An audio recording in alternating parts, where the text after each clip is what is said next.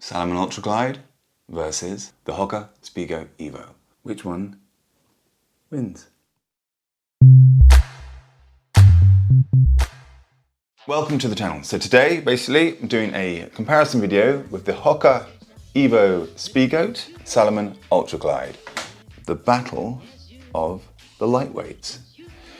And when I say lightweights, I only mean lightweight max cushions. Obviously, they're not super light, but they are light for a max cushion shoe. These two shoes basically have a lot of similarities with the grip, the comfort, the midsole, everything. So I thought, you know, I've had a few questions from people asking how the Ultra Glide compares to other shoes. It's very similar to the Torrent, but obviously the Torrent is has less stack height, less midsole. So the one that it does feel the most similar to, which is why I'm doing the comparison with, is the HOKA EVO SPEEDGOAT. Love both these shoes, and after sort of using the Ultra Glide now for nearly a week, I can do a pretty decent comparison between the two and where one might work and where one might not. Right, first thing is weight. Both very, very similar. The HOKA actually came in about 299 grams. The Salomon Ultra Glide came in about 305. So pretty much identical, 5 or 6 grams. Next is the stack height. Basically, the HOKA has a very similar stack height, so it's 32 in the back and 28 in the front, 32, 28, so it's a 4mm drop, whereas the Salomon Ultra Glide has 32 and 26, so it's a 6mm drop. So again, extremely similar in regards to the drop and how much cushion, how much stacks underneath them.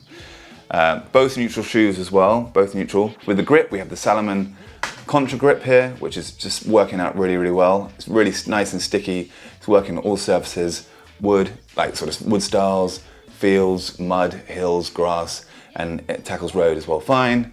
And on the SPEEDGOAT EVO, we have the Vibram Mega Grip, which everyone knows it's a great grip. It works really well. So the grip is very, very hard. It's basically, again, very, very similar in the fact that they both have great grips on pretty much all traction. So again, so weight, stack height, grip, very, very similar. Upper, so with the SPEEDGOAT EVO here, we have, it's a matrix upper, but it still has the vamp, which lets the sort of toes splay around a little bit more. But the only issue is it's quite shallow here, and I've noticed that it cuts down quite across. So although there is width, there's not that much wiggle room up front, even though it has that vamp to stretch open.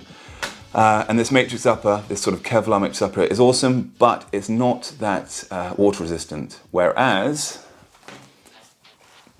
in the upper of the Salomon Ultra Glide, we have a lot more overlays here, and this basically, this sort of protection, the overlays, it increases the height of the bumper, which actually gives you more space and more room up front. So for space, the Salomon is winning on that one there.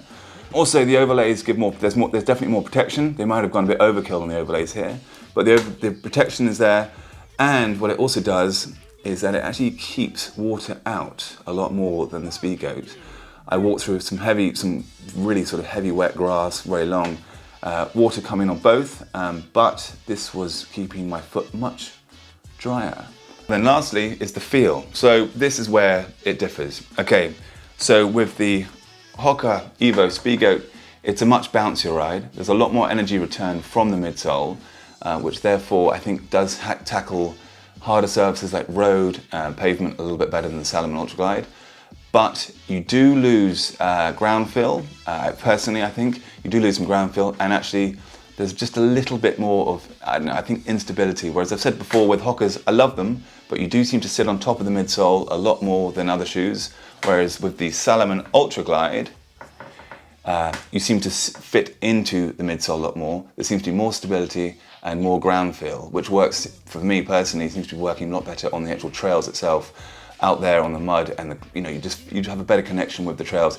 It does tackle the road okay, but it's not as soft and bouncy as the EVO SPEEDGOAT, but it is still very cushioned, but more responsive. So it's a really nice balance actually, this midsole. So they're good to use in rotation for that very point. The fact that the HOKA EVO gives you just more bounce, more spring. It just takes, I don't know, it's a different ride basically. It's a lot bouncier. Whereas this has, although it's still very cushioned, there is a lot more responsiveness. So that's kind of where the biggest differ lies. Also up in the upper, there's a lot more padding and comfort around the ankle fit, and the tongue is a lot more padded. So generally there's a lot more comfort up there. But the Speedgoat Evo is still very comfortable. There's plenty of cushion up here. There isn't just as much. And actually I quite like this slightly weird rubberized tongue. It's very thin, but yeah, there's no big issue. But I would say the Salomon does do a better job at keeping the water out. It has more protection, it has more ground feel, it has more of a responsive ride. And this one, the Evo, is a lot bouncier, maybe a bit more of a fun ride. So in summary, I would say basically, if you're looking for more of a, I guess, a road to trail transition shoe, the Evo might be better because of the soft cushion in there, the more bouncy ride. But if you're looking for a shoe that's more ground feel, I would probably go with the Salomon Ultra Glide because it does still have a lot of cushion, but it offers you just a bit more responsiveness and a bit more ground feel. And I love both these shoes. They're both very impressive. And actually, one thing I forgot to note was actually obviously the biggest, well, a huge difference up here, which I forgot to note, is the lacing system. They have the this sort of the quick tie lacing system, which is good. You have to kind of play around with a bit to get it right. And again, this tiny pocket in the tongue is just too tight and too small. Really, it's a bit fiddly to get it in, but once it's in, it's not bad. That's it. There's a very kind of quick comparison between the Ultra Glide and the Evo.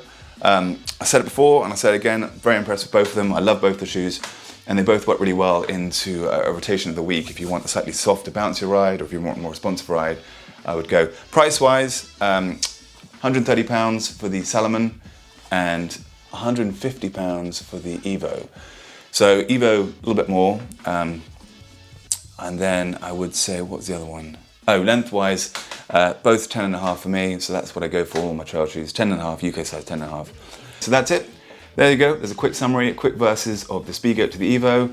If you like that, please click the like button, click the subscribe button if you haven't already, and thank you if you already have. Right, that's it from me. See you soon. Take care. Bye.